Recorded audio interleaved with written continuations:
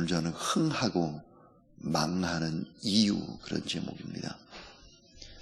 왜 흥하고 왜 망할까? 그 근본적인 이유는 무엇일까 하는 것입니다. 복권 당첨자의 저주를 말할 때 가장 많이 언급되고 있는 사람이 있습니다. 2002년 파워볼 1등에 당첨된 잭 휘테커가 바로 그 사람인데요. 그가 세금을 제외하고 이 복권이 당첨돼서 수령한 금액이 얼마일까? 9,300만 달러였다고 합니다. 그는 당첨금의 10%를 교회에 11조로 드립니다. 교회에 다녔기 때문입니다. 닷컴 버블 풍계 충격으로 결국은 그런 해고했던 직원 25명을 복직시켰습니다. 돈이 생겨서. 자선재단도 설립을 했죠. 그렇지만 제약의 본성에 그를 그만두질 않았습니다. 그를 막 흔들어대기 시작을 했죠. 결국은 스트릿 클럽과 술집에 드나들면서 폭행 시위에 휘말리고 사치와 도박으로 돈을 탕진합니다. 그래서 결국은 복권 당첨된 지 5년 만에 폭삭 망하고 말죠. 외손녀는 마약 중독으로 사망을 했고 몇 년 후 딸도 사망했고 부인에게는 이혼을 당했다. 휘테커는 ABC 방송과의 인터뷰에서 이런 얘기를 했습니다. 복권에 당첨된 것은 나에게 축복이 아니라 엄청난 저주였다. 그랬습니다. 자, 고난이 없는 축복, 멍해가 없는 축복은 정말 축복이 아니다. 이게 성경입니다. 멍해 자체가 없으면 우리는 어떻게 될까요? 방종하고 인생을 낭비하는 것입니다. 자, 인간을 살리는 것은 멍해가 없는 삶이 아니라 멍해가 너무 무거우면 인간 불행해지죠. 그런데 여러분, 이 인간의 그럴 때 꼭 져야 될 멍해, 이 멍해는 지지 않으면 인간은 망한다 하는 것을 오늘 본문은 보여주고 있습니다. 자, 오늘 성경 본문은 호세아서의 결론에 해당하는 바로 설교입니다. 호세아 선지자는 이스라엘이 망할 수밖에 없는 근본적인 이유가 뭘까 하는 얘기를 오늘 이 본문 속에서 하고 있습니다. 자, 오늘 이 본문의 이야기는 우리의 이야기도 될 수 있고 또 각 나라에 처한 이야기도 될 수가 있다는 거죠. 자, 오늘 1절에 에브라임이 나옵니다. 에브라임. 여러분이 에브라임과 이스라엘이 같이 나와서 많은 사람들이 이게 대체 뭘까? 이렇게 이제 생각하는 분들이 있습니다. 에브라임은 이스라엘의 또 다른 명칭, 별명과도 같습니다. 자, 에브라임은 북왕조의 리더격 최고의 지파였습니다. 그래서 이게 호세아는 과거에 열방에서 추앙을 받던 괄목할 만한 존재인 에브라임 이야기를 하는 것입니다. 자, 에브라임은 과연 어떤 지파, 어떤 힘이 있는 북왕조의 대표였을까?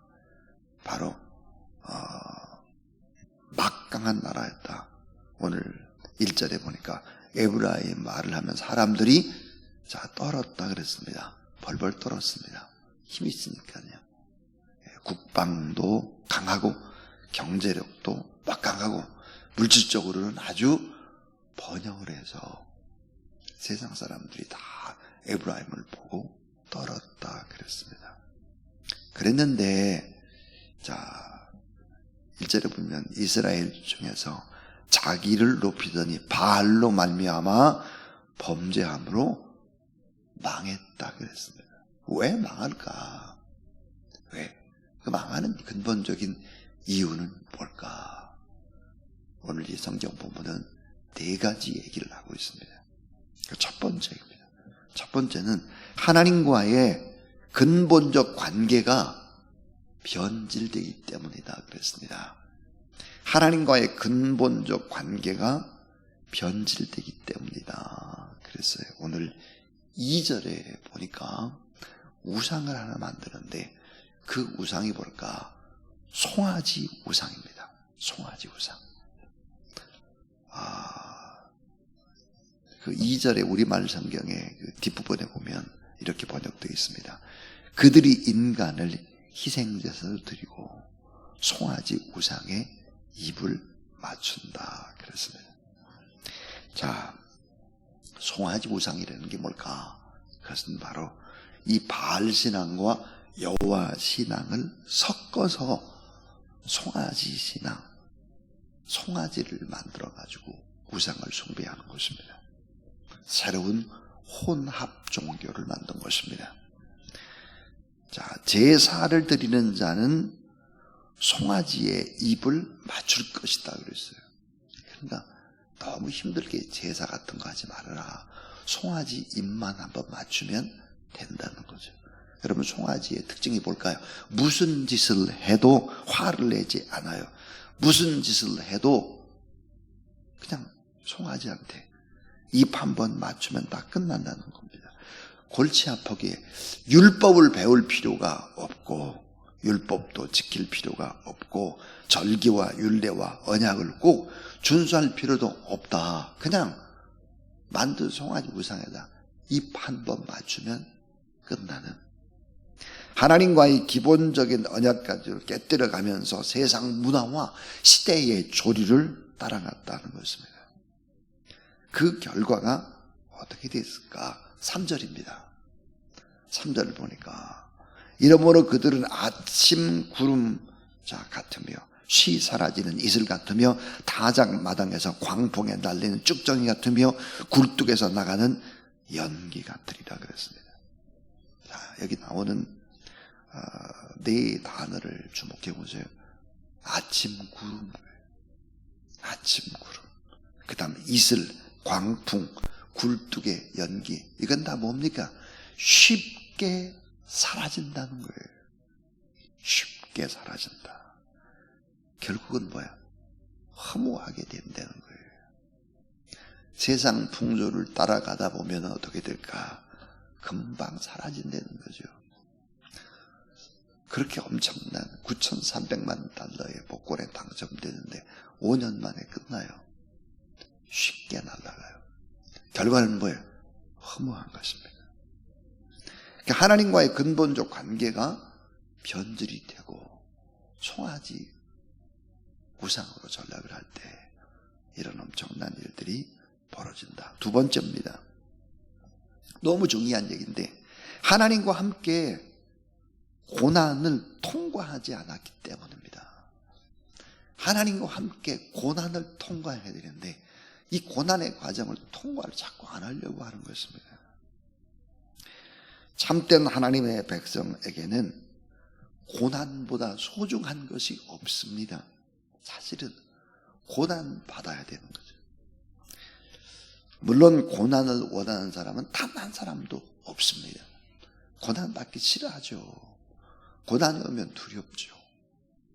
그런데 고난이 왔을 때 이 고난은 정금보다 더 우리를 순결하게 만들어 간다 하는 거예요. 그러니까 고난 받기 전과 후는 비교할 수 없을 정도로 완벽하고 풍성한 신앙인으로 우리를 점점 성숙시켜가는 것이 하나님과 함께 고난을 받는 과정이다 그랬습니다. 송아지 신앙을 가지고는 고난을 통과할 수가 없다는 거예요.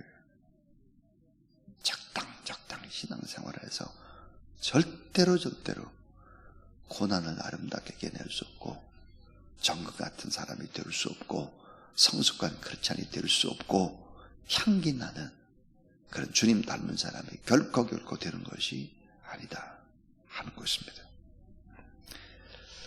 헛된 것을 믿는 사람은 아예 믿지 않는 사람들보다 더 나쁩니다. 더 못해요. 여러분, 이단이라고 하는 이단의 세력은 아예 안 믿는 세상 사람들보다 더 나쁘죠.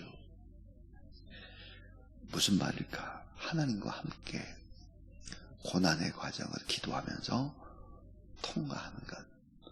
그래야 망하지 않아요. 그러니까 하나님과 함께 자꾸 고난을 통과하지 않으려고 결국은 바알이라든지 세상 것들을 바라보게 되면 결국은 망하게 되는 것이다. 가장 신앙에 더 중요한 게 뭘까? 하나님과 함께 고난을 통과하면서 하나님과 함께 바른 관계를 조율해가는 것이 너무너무 중요하다. 그래서 오늘 요절 보니까 4절 말씀을 한번 보시죠. 4절. 그러나 그랬습니다. 4절을 한번 같이 읽어보겠습니다. 시작. 그러나 애굽 땅에 있을 때부터 나는 내 하나님 여호와라. 나밖에 내가 다른 신을 알지 말 것이라. 나 외에는 구원자가 없느니라. 그래서 광야가 필요했던 거죠. 광야. 근데 광야에서 그렇게 훈련을 하고 또 결국은 가나안에 왔을 때 가나안의 물질 때문에 인간이 또 넘어지는 것을 볼 수 있죠.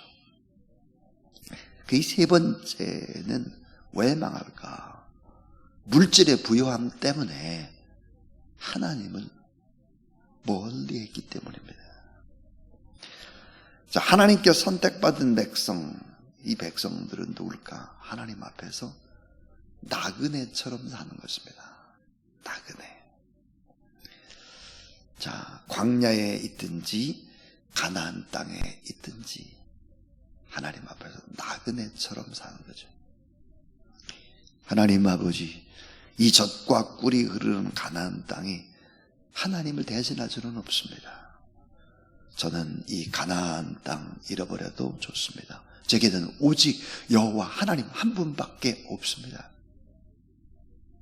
이런 신앙으로 이렇게 기도하면서 물질, 가나안이라고 하는 물질에 너무 그렇게 빠져서는 안 된다 하는 것입니다. 자, 참 중요한 이야기. 가나안 땅의 부요함은 축복이면서도 동시에 시험거리입니다. 여러분에게도 마찬가지입니다. 여러분에게 물질적인 많은 축복이라고 하는 것은 물질이 많이 생겨나고 편안하고 좋은 집이 있고 이렇게 하는 것은 축복인 동시에 통과해야 될 시험거리다는 것입니다. 시험거리. 하나님의 말씀을 버리고 세속적인 축복 쪽으로 자꾸 기울어져 갈 때 어떤 일들이 벌어질까 하는 거예요. 7절과 8절입니다. 7절, 8절. 자, 선택받은 백성은 그저 욕심 없이 나그네처럼 사는 것이다 그랬습니다. 자, 여러분, 나그네, 이 세상을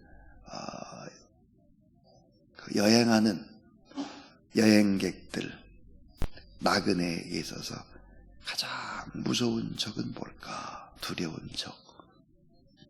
7절과 8절을 보시면 7절에 그러므로 내가 그들에게 사자 같고 길가에서 기다리는 표범 같으니라.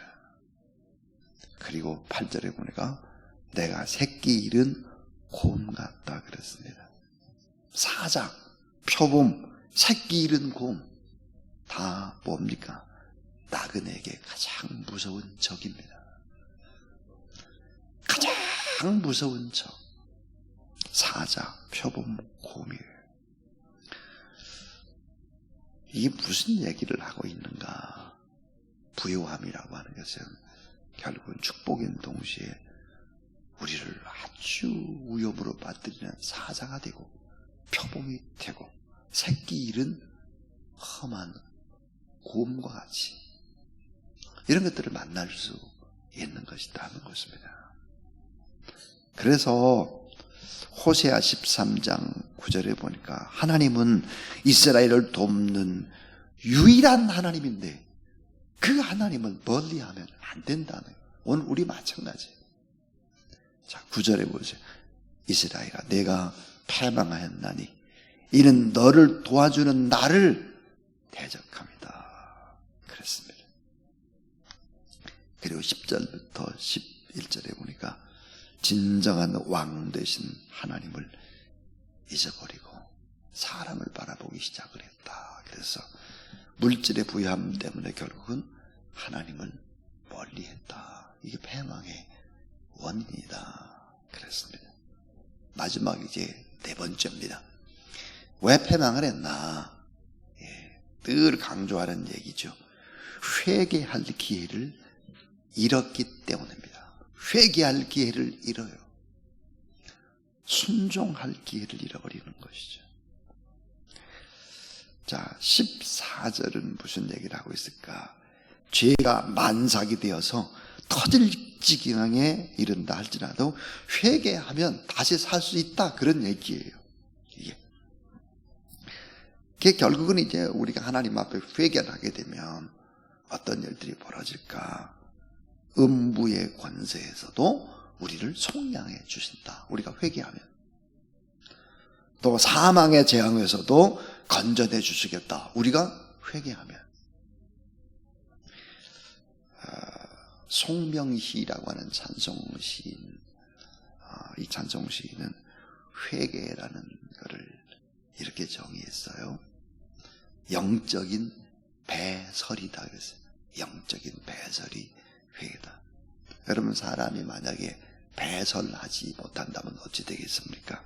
몸에 큰 병을 얻죠. 배설을 못하면 큰 병을 얻습니다.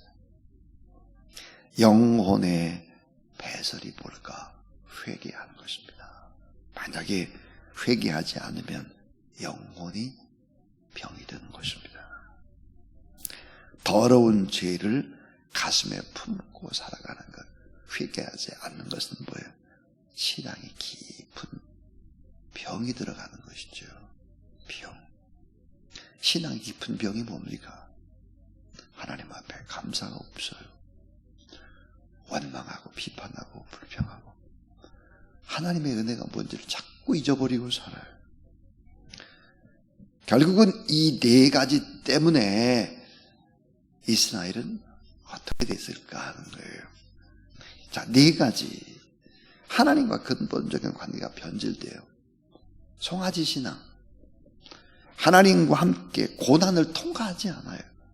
어려움 속에서도 감사하면서 하나님과의 관계를 조율하면서 바르게 하면서 이렇게 가야 되는데 고난을 그저 받으려고 하질 않죠. 물질의 부유함이 또 있어요. 하나님과의 관계가 멀어져요.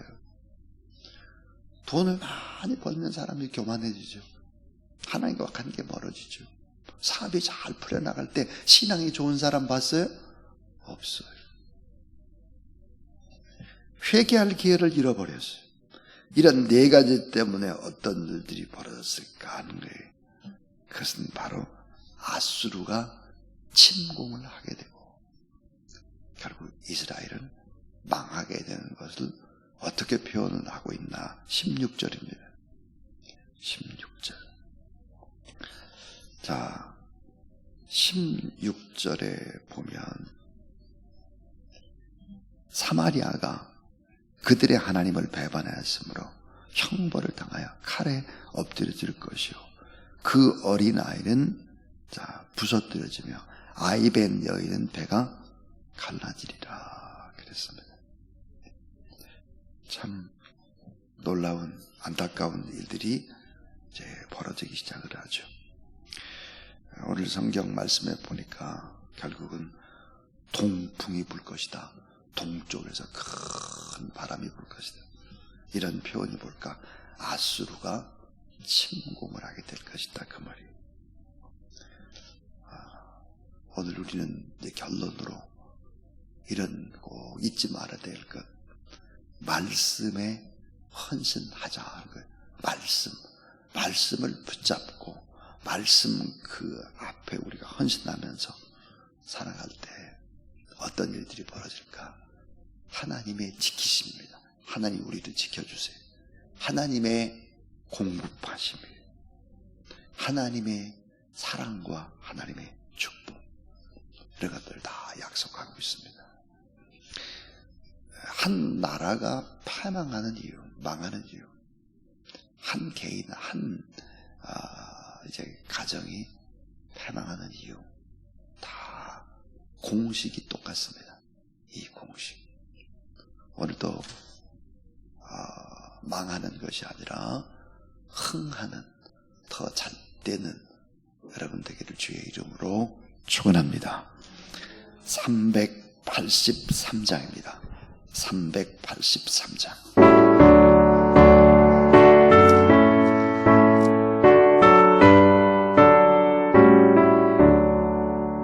문을 들어 산을 보니 도무 어디서 오나 천지지은 주 하나님 나를 도와주시네. 나의 발이 실족아 함께 주가 깨어 지키며 택한 백성 항상 지켜 길이 보호하시네. 도우시는 하나님이 내게 그늘 되시니 낮의 해와 밤의 달이 너를 삼지 않겠네. 내게 화를 주지 않고 오늘 보호하시며 나의 주님 지금부터 영영 인도하시니.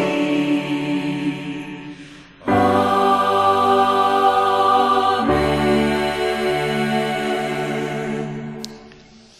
이제는 수고하고 무거운 짐과 멍에들을 다 우리 대신 짊어져 주신, 그리고 십자가에 못 박혀 돌아가시고 부활하시고 승천하셔서 지금도 우리를 바라보시며 중보기도 하시고 우리를 기다리고 계시는 구주 예수 그리스도의 무한하신 은혜와 하나님의 사랑과 거룩한 성령 하나님의 역사하심이 이 새벽에도 하나님 앞에 어김없이 꼭 있어야 될 기도의 자리에 나와 하나님 앞에 기도하고 가정과 나라와 민족과 또 자기 자신을 위해서 회개하며 하나님 앞에 더 가까이 가기를 원하는 모든 하나님의 사람들 머리 위에 이제로부터 영원토록 함께 하옵시기를 간절히 축원하옵나이다. 아멘.